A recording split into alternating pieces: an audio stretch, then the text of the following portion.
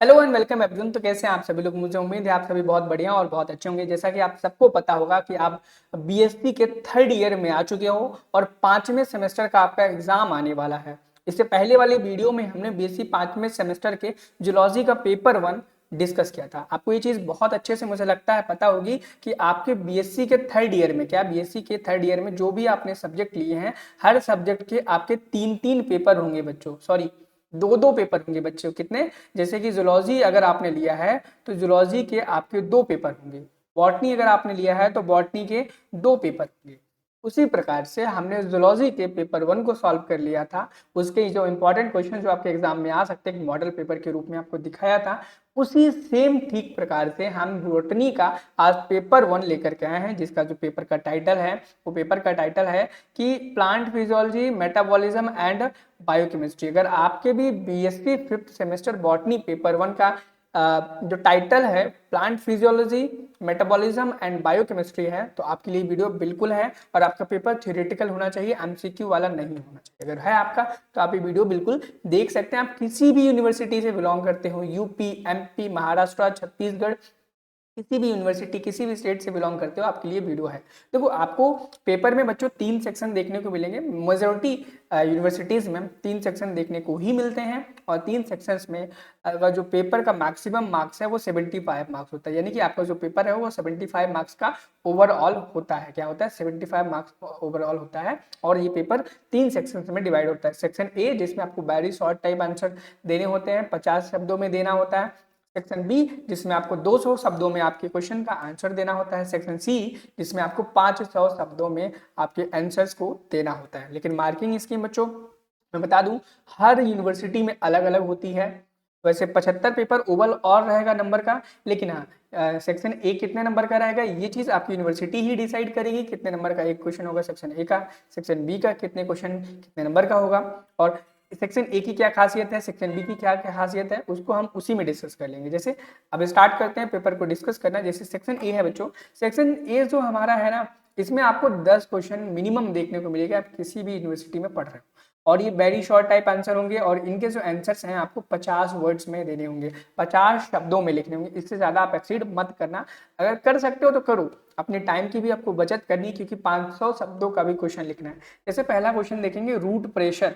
Root pressure क्या होता है? और ये क्वेश्चन बच्चों इतनी बार पूछा गया है सिद्धार्थ यूनिवर्सिटी में, कानपुर यूनिवर्सिटी में, तो हो सकता है कि आपके एग्जाम में भी पूछा जाए। और ये माइक्रो एंड मैक्रो न्यूट्रिएंट्स की तो बात ही मत करो, ये क्वेश्चन इतना ज्यादा इंपॉर्टेंट है, हर जगह पूछा जाता है भाई। देखो, 50 शब्दों में आपको बताना है कि माइक्रो न्यूट्रिएंट्स क्या होता है, मैक्रो न्यूट्रिएंट क्या होता है। इनके एग्जांपल्स लिख देने हैं भाई। सबसे पहले इनकी वो लिखना है कि भाई आप कैसे आइडेंटिफाई करोगे कौन से मैक्रो है कौन से माइक्रो है, फिर इनके एग्जांपल लिख देने हैं और इतने में आपका 50 शब्द हो जाएगा कंप्लीट। ग्लाइकोलिसिस ये भी बहुत ज्यादा महत्वपूर्ण प्रोसेस है। ये जो ग्लाइकोलिसिस है प्लांट फिजियोलॉजी के रेस्पिरेशन में आता है। सबसे पहले आपको बताना है कि भाई ग्लाइकोलिसिस में हम करते क्या है, ग्लूकोज को ब्रेक डाउन करके पायरुविक एसिड में कन्वर्ट करते हैं ना, टू पायरुविक एसिड में करते हैं, जिसमें भी करते हैं, ठीक है। फॉस्फोइनॉल, पायरुविक एसिड, पायरुवेट जिसमें करते हैं वो चीज आपको बता देना है। आपको ग्लाइकोलिसिस की जो साइकिल है उसका डायग्राम बना देना बाकायदे अच्छे से, आपको नंबर पूरा मिलेगा जितने नंबर भी। और C3 साइकिल, कैल्विन साइकिल को आपको पता होगा, C3 साइकिल भी बोलते हैं। और C3 साइकिल को आपको इतना बढ़िया से एक्सप्लेन करना है, इमेजिन करो कि भाई इससे अच्छा आपको कोई एक्सप्लेन टीचर को कर ही नहीं सकता। जैसे कि C3 साइकिल में आप स्टार्ट करो कि जो C3 साइकिल होती है उसको हम कैल्विन साइकिल के नाम से भी जानते हैं। उसके बाद आप उसमें बताओ कि C3 साइकिल में जो पहला क्या पहला CO2 एक्सेप्टर होता है, प्राइमरी CO2 एक्सेप्टर होता है, उसका नाम क्या होता है?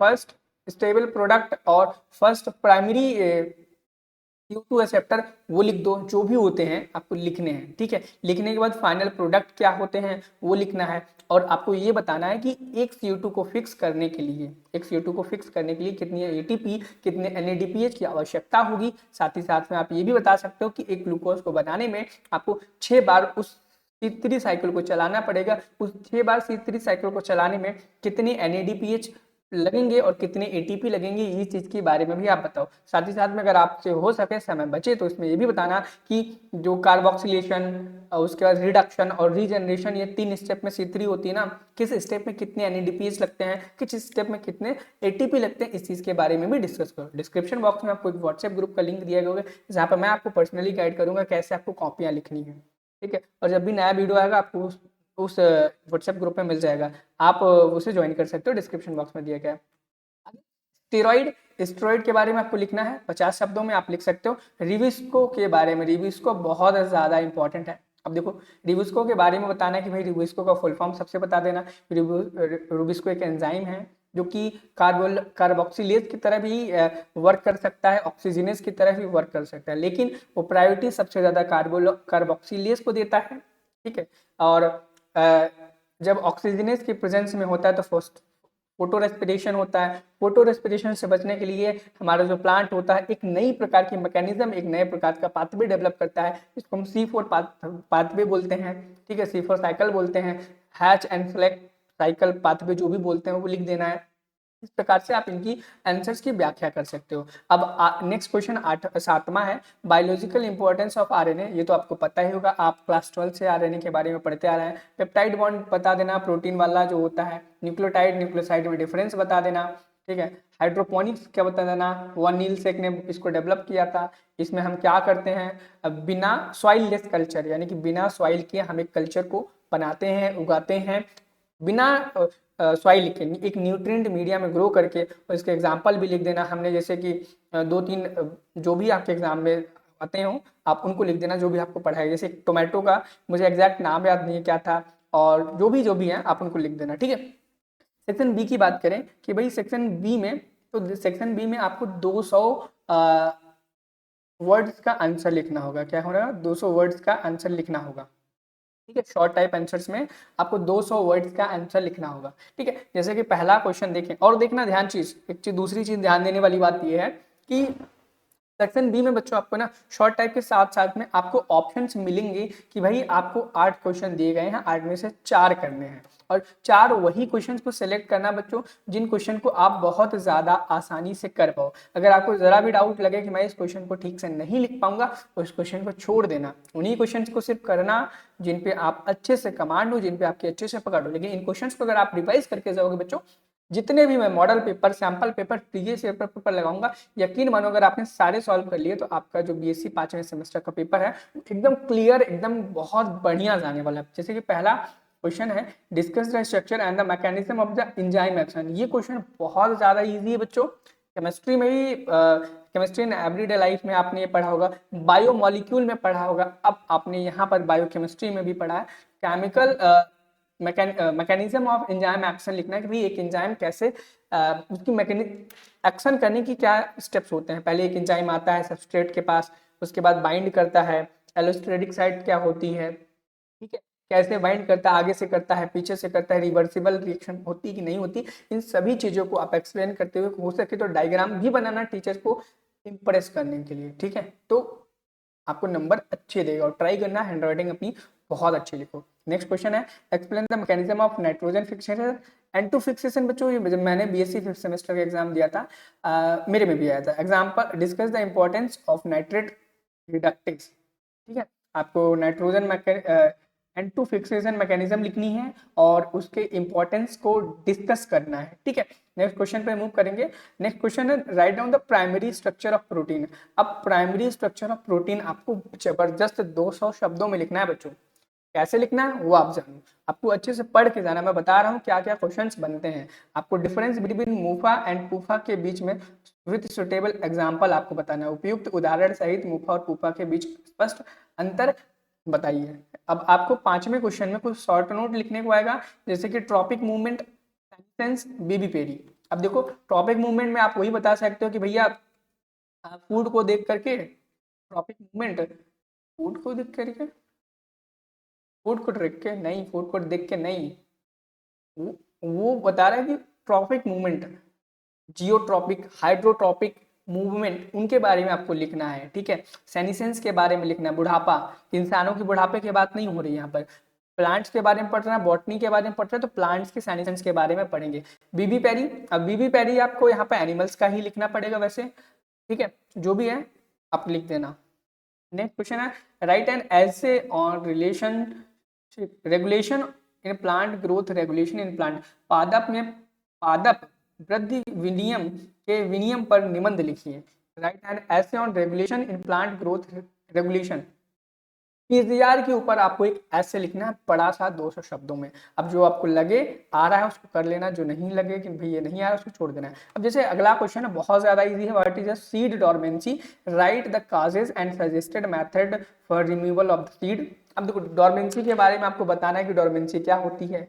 इनएक्टिव स्टेट होती है, ठीक है, ऐसा नहीं कि जो सीड है वो डेड हो जाता है, सीड डेड नहीं रहता है, लेकिन मेटाबॉलिक इनएक्टिव रहता है ताकि वो अपने अंदर जो भी उसके अंदर फूड स्टोर है उसको बचा करके रख सके, और जब सूटेबल फेवरेबल कंडीशन आए तब उसमें वो ग्रो कर सके। और कभी कभी इसको हम अपने मैकेनिकल मेथड तरीके से उसको हम डोरमेंसी को हटा भी सकते हैं, जैसे पानी में डाल करके, या फिर किसी जुगाली करने वाले जानवर के पेट में होकर के गुजारते हैं। जब भी हम किसी सीड को, तब वो जब बाहर निकलता है गोबर के माध्यम से, तब वो डोरमेंसी से बाहर आ जाता है। या फिर हम कुछ पीजीआर यानी कि प्लांट ग्रोथ रेगुलेटर्स का भी इस्तेमाल करके डोरमेंसी से कम आउट कर लेते हैं।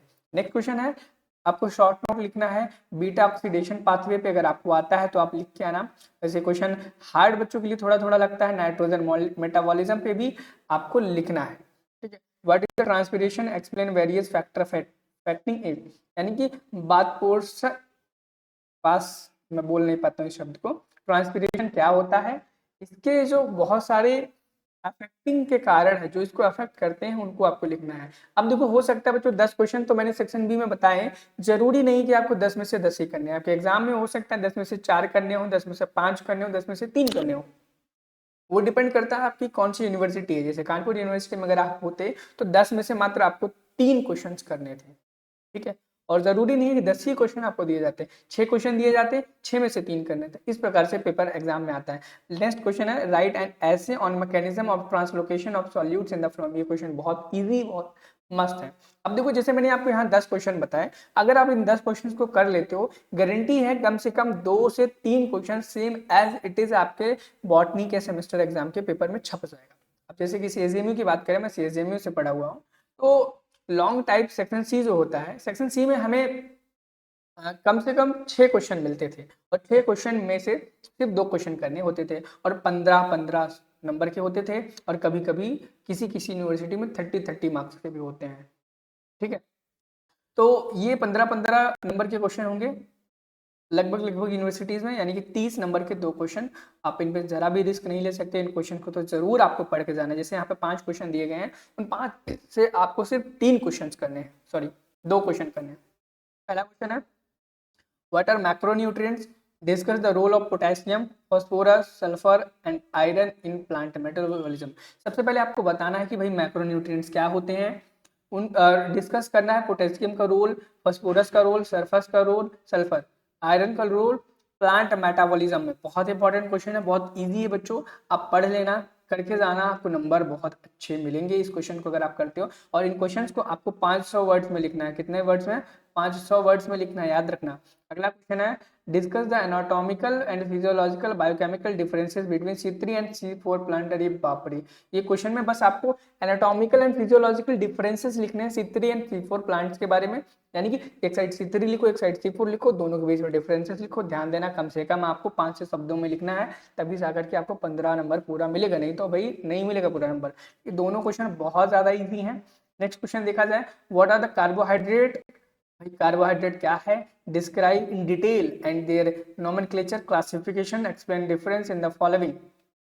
फिर आपको कार्बोहाइड्रेट आता है तो कार्बोहाइड्रेट कर सकते हो। वैसे बच्चों को कार्बोहाइड्रेट ज्यादा हार्ड पड़ता है, C3 C4 लिखना ज्यादा इजी पड़ता है। जो आपको आता हो, जो आपने पढ़ा हो, जो जिसमें आप एकदम परफेक्ट हो, उस आंसर को आपको देना। Next question, what are the enzymes. Enzymes क्या है? How are they named and classification. उनका नाम कैसे करा जाता है, नाम कैसे लिखा जाता है, नोमेनक्लेचर कैसे दिया जाता है, ठीक है, उसका क्लासिफिकेशन कैसे दिया जाता है। What is their importance in biological system, और उनका बायोलॉजिकल सिस्टम में क्या इंपॉर्टेंस है, इसके बारे में बताओ। नेक्स्ट एंड लास्ट क्वेश्चन है, बहुत इजी क्वेश्चन है बच्चों के लिए। जैसे कि आपको डीएनए स्ट्रक्चर जो है, जो कि वाटसन एंड क्रिक ने दिया था, उसके ऊपर उसमें जो आइसोइलेक्ट्रिक पॉइंट्स होते हैं, अमीनो एसिड होते हैं, और एंजाइम जो होते हैं, कायरल कार्बन्स होते हैं, ऑस्मोसिस होता है, होते हैं, इनके ऊपर आपको शॉर्ट नोट्स लिखने हैं। ठीक है, डिटेल में करके इन चीज़ों को बताना है। जिन भी क्वेश्चंस को आपको सेक्शन सी में आए, उन्हीं 2 क्वेश्चंस को छूना है और 500 शब्दों पर आपको आंसर देना है। मुझे लगता है आपको सारे क्वेश्चन अच्छे लगे होंगे। इसी प्रकार से अगर आपको लगता है कि मुझे किसी और भी सब्जेक्ट के एमसीक्यू या फिर आपको थ्योरेटिकल क्वेश्चंस कराने चाहिए, ताकि आपकी एग्जाम की प्रिपरेशन बेहतर बन सके और आप जान सके किस प्रकार से एग्जाम में क्वेश्चंस आते हैं, कमेंट सेक्शन में ज़रूर बताएं। जैसे कि मैंने जूलॉजी के पेपर में जब सॉल्व कराया था, जब ये ऐसा वीडियो बनाया था, तो बच्चों ने कमेंट किया था सर बॉटनी का पेपर 1 लिखे आइए, तो हम पेपर 1 लिखे हैं। अगर आप डिमांड करोगे कमेंट सेक्शन में सर बॉटनी का पेपर 2 लेके आइए, तो हम पेपर 2 लिख करके आएंगे। अगर आप बोलेंगे प्रीवियस ईयर पेपर लेके आइए, तो हम प्रीवियस ईयर पेपर भी लिख आएंगे। मिलते हैं नेक्स्ट वीडियो में एक नए मॉडल पेपर के साथ। Thank you, have a nice day, bye bye.